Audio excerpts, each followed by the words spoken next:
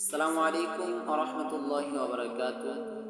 আশা করি আমার সকল ইউটিউবার ভাইয়েরা সকলে ভালো আছেন। আমার যত ভিউয়ার্স ভাইয়েরা আছেন সকলে আশা করি ভালো আছেন। আমিও আল্লাহর রহমতে অনেক ভালো আছি। আমি যে বিষয় নিয়ে কথা বলতে চাচ্ছি যে রাসেল ভাইপার, আমাদের সমাজে এমন বিষাক্তধর সাপ এসেছে যে সাপের কামড়ে ওহর ওহর মানুষ মারা যাইতেছে। আমাদের বিভিন্ন এলাকায় বিভিন্ন অঞ্চলে এই সাপটি ঢুকে পড়েছে। যে সাপের ছোবলে অনেক শিশু, অনেক বৃদ্ধা বয়সী, অনেক যুবক ভাইয়েরা মৃত্যু হয়েছে। আল্লাহ পাক আমাদেরকে এই সবল বিষাক্ত সাপের সবল থেকে বাঁচার তৌফিক দান করেন, আমিন। এখন আমরা এই সাপের সবল থেকে বাঁচবো কি করে, আমরা এই সাপকে চিনবো কি করে? এই রাসেল ভাইপার এমন একটি সাপ যে সাপ রাস্তাঘাট দিয়ে চললে ঠিক পাওয়া যায় না এটা সাপ নাকি এটা কি।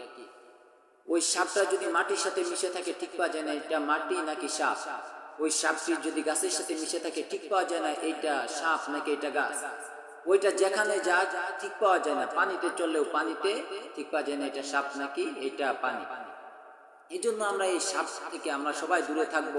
আমরা আল্লাহর কাছে দোয়া করব, আল্লাহর কাছে দরখাস্ত করব, আল্লাহ তুমি এই সমস্ত হিংস্র প্রাণী, এই সমস্ত বিষাক্ত সাপ, এই সমস্ত জন্তু থেকে আল্লাহ তুমি আমাদেরকে হেফাজত করো। না হলে আমরা আজকে আমাদের কিছু হইতেছে না, কিন্তু আমার আরেকটা মুসলমান ভাই এই সাপে সবলে মারা যাইতেছে। এই সাপে কামড়ানো 2-3 ঘন্টার ভিতর ওই মানুষটা মারা যায়।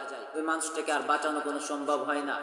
এই জন্য এই সাপ থেকে বাঁচার জন্য আমাদের কি করা যায়, এই সাপটা থেকে আমরা কেমনে বাঁচতে পারি, এই সাপটা আমরা এই সাপের বিষ থেকে আল্লাহ আমাদেরকে কেমনে হেফাজত করবেন। দেখেন রাসূল সাল্লাল্লাহু আলাইহি ওয়াসাল্লাম 14 থেকে 1500 বছর আগে আমাদেরকে জানিয়ে গিয়েছেন যে আমার উম্মতদের মাঝে এমন এমন সাপ ছড়িয়ে পড়বে যেসব সাপের ছোবলে মানুষ মারা যাবে, যেসব সাপ দেখলে মানুষ ভয় পাবে, যেসব সাপ দেখলে মানুষ কান্না করবে, যেসব সাপের ছোবলে মানুষ সাথে সাথে মৃত্যুবরণ করবে, যেসব সাপের ভয়ে মানুষ ঘর থেকে বের হবে না, মানুষ বাইরে যাবে না, মানুষ কাজ করতে পারবে না, মানুষ পানিতে নামতে পারবে না, মানুষ কোনো বন জঙ্গলে যাইতে পারবে না, হাজার জরুরত হইলেও সে কোথাও যাইতে পারবে না। এই জন্য রাসূল সাল্লাল্লাহু আলাইহি ওয়াসাল্লাম আমাদেরকে অনেক দোয়া শিখিয়ে গিয়েছেন।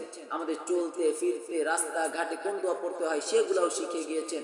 আমাদের খাইতে পড়তে কোন দোয়া পড়তে হয় সেগুলোও শিখিয়ে দিয়ে গিয়েছেন। আমাদেরকে কেমনে আমরা এই সমস্ত বিষাক্ত সাপ, বিষাক্ত জন্তু থেকে আমরা বাঁচতে পারবো, এই জন্য আমার রাসূল আমাদেরকে দোয়া শিখিয়ে গিয়েছেন। রাসূল সাল্লাল্লাহু আলাইহি ওয়াসাল্লাম বলেন, হে উম্মতেরা তোমরা যদি এই দোয়াগুলো পড়তে পারো, এই দোয়াগুলো যদি আমল করতে পারো, তাহলে তোমাদেরকে এই সাপ নয় শুধু এই বিষাক্ত জিনিস থেকে তোমরা হেফাজত পাবে, তোমাদেরকে আল্লাহ রক্ষা করবে। আলহামদুলিল্লাহ, আমাদের রাসূল আমাদের জন্য কত দয়াময়, আমাদের রাসূল আমাদেরকে কতটা সেফ রেখে গিয়েছেন, কতটা হুঁশিয়ার করে দিয়ে গিয়েছেন। এই জন্য আমরা ওই রাসূলের কথা মেনে আজকে আমরা এই দোয়াটি শিখিয়ে দিচ্ছি। যারা এই দোয়া শিখতে চান তাদের কাছে একটা অনুরোধ, তারা আমার এই চ্যানেলটি সাবস্ক্রাইব করবেন এবং লাইক কমেন্ট শেয়ার করে দিবেন, যাইতে আপনার দ্বারা অন্য আরেকটা ভাই উপকার পায়, আপনার দ্বারাই অন্য একটা মুসলিম যেন এই সাপের বিষাক্ত ছোবল থেকে বাঁচতে পারে। আমরা যদি একজনকে আরেকজনকে শিখাই তাহলে সেই বান্দাটা আমাদের জন্য দোয়া করবে, আর এই দোয়ার ফলে কিয়ামত পর্যন্ত এই দোয়াটা চালু থাকবে। এই জন্য আপনাদের কাছে আমার বিনীত অনুরোধ, আপনারা এইটা শেয়ার করে দিবেন। ফেসবুকের মাধ্যমে হোক, মেসেঞ্জারে হোক, হোয়াটসঅ্যাপে হোক, আপনারা ইনস্টাগ্রামে হোক, আপনারা টেলিগ্রামে হোক, যেখানে যে পারেন যেভাবে পারেন আপনারা এগুলো ছড়িয়ে দিবেন ইনশাআল্লাহ।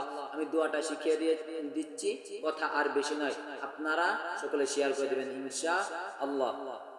আমি দোয়াটি শিখিয়ে দিচ্ছি, একবার নয় আপনারা 5 বার শুনবেন, দেখবেন আপনারা দোয়াটি শিখতে পারবেন এবং আমল করবেন। আউযু বিকালিমাতিল্লাহি, আউযু বিকালিমাতিল্লাহি তাম্মাতি মিন শাররি মা খালাক। আমি আবার বলতেছি, আউযু বিল্লাহি বিকালিমাতিল্লাহি তাম্মাতি মিন শাররি মা খালাক। আরেকবার বলতেছি, আউযু বিল্লাহি বিকালিমাতিল্লাহি তাম্মাতি মিন শাররি মা খালাক।